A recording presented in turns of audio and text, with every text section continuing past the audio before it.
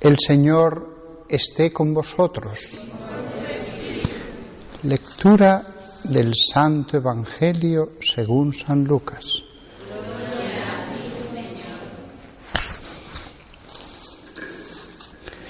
Un sábado entró Jesús en la sinagoga y se puso a enseñar. Había allí un hombre que tenía la mano derecha paralizada. Los escribas y los fariseos estaban al acecho para ver si curaba en sábado y encontrar de qué acusarlo. Pero él conocía sus pensamientos y dijo al hombre de la mano atrofiada: «Levántate y ponte en medio». Y levantándose se quedó en pie. Jesús les dijo: «Os voy a hacer una pregunta.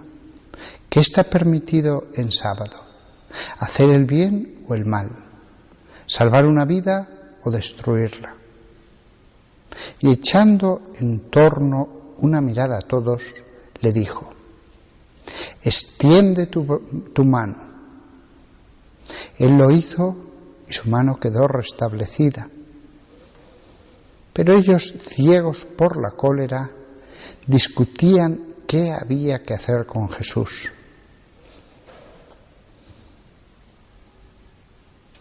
Palabra del Señor.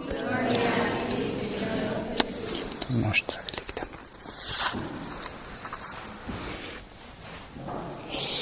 Hoy casi quería decir unas breves palabras sobre el santo que celebramos hoy, que es San Cipriano. Se ha dicho de paso, desde hace unas semanas hice propósito cada día de mirar qué santo tocaba y de encomendarme mucho a él. Es una cosa cristiana que mucha gente hacía en siglos pasados, el encomendarse al santo que tocaba cada día.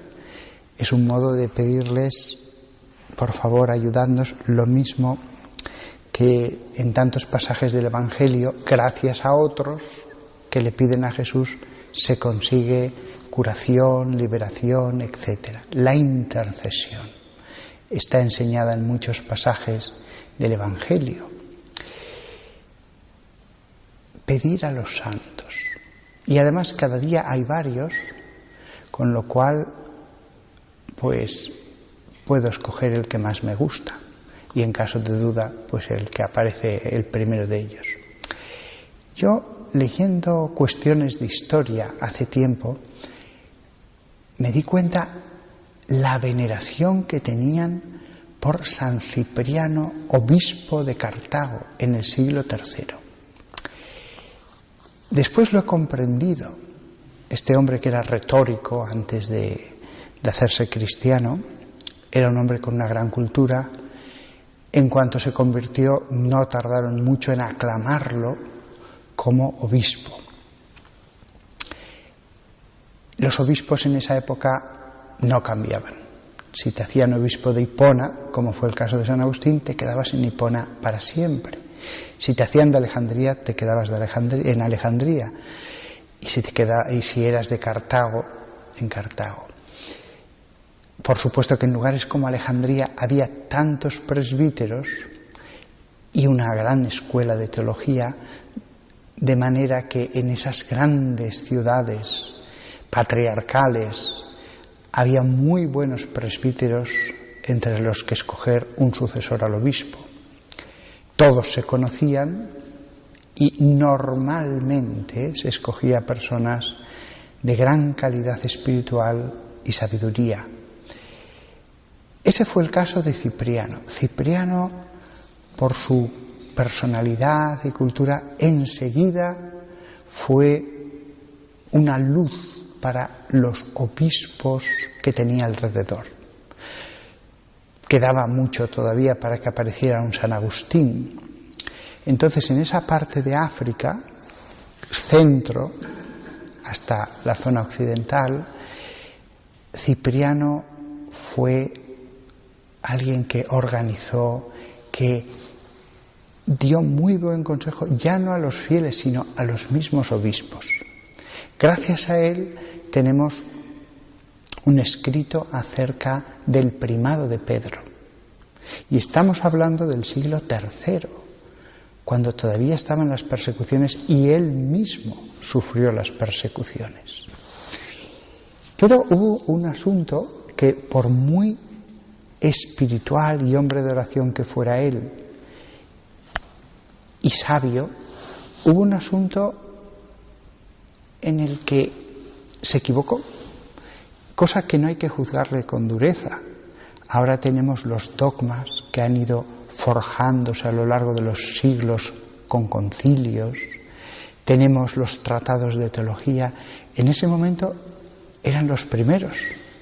Si recordáis el penúltimo sermón, hablaba de eso. La palabra de Dios la tenemos, pero necesitamos maestros. ¿Cómo concretamos cuestiones que suceden?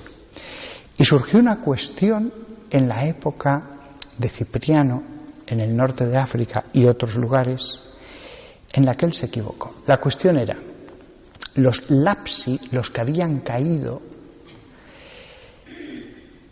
si eran fieles, bautizados, pues se les imponía penitencia de por vida si habían ofrecido incienso a los dioses. Es decir, si después del bautismo, después de haber aceptado a Cristo, caían públicamente, formalmente, en el pecado de idolatría,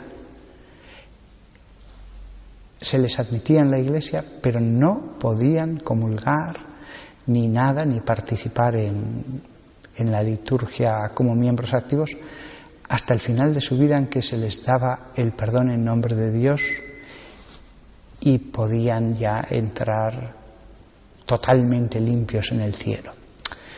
Por supuesto, ellos, haciendo tanta penitencia y con tanta fe, si se hubieran muerto sin el sacramento de la confesión, también hubieran ido al cielo. Pero lo cierto es que eran duros. En ese momento la Iglesia estaba llena de fervor, del fuego de los primeros siglos. Eran héroes y no querían que se estableciera ninguna corrupción dentro de los seguidores de Jesús.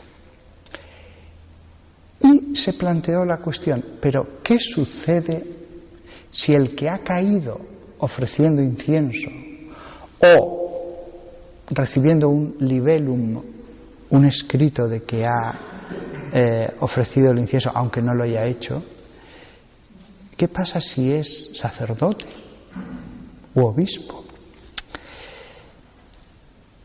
¿Sus sacramentos son válidos? Hoy día la respuesta tajante es sí. Cualquier persona que haya recibido el sacramento del orden, incluso aunque cayera en la herejía, incluso aunque él perdiera la fe, la acción divina que pasa a través de sus manos es de Dios y él no puede corromper el sacramento. Esa es la fe de la Iglesia. Pero el que se estableciera esto requirió de mucho tiempo de sopesar las razones, tener diálogos, mirar las Escrituras, pedir consejo a hombres santos. Al final la verdadera doctrina se decantó. Hoy día no tenemos ninguna duda. Imaginaos si dependiera de la fe, de la ortodoxia de la fe o de que mantuviera la fe, la validez o no de un sacramento. No estaríamos seguros de si algunas personas están bautizadas, de si la Eucaristía se ha producido, o incluso de si la ordenación de un obispo es válida. Entonces, Cipriano en esto se equivocó. Él, como otros, argumentó, pero el que no tiene algo, ¿cómo puede darlo? Si es un hereje, si está en la falsa fe, ¿cómo puede dar lo que no tiene? La respuesta es, claro, pero es que no das de lo tuyo humano, das de los dones que has recibido de Dios y que no puedes destruir. No das de lo tuyo, das de lo de Dios. Eres un canal de la gracia divina.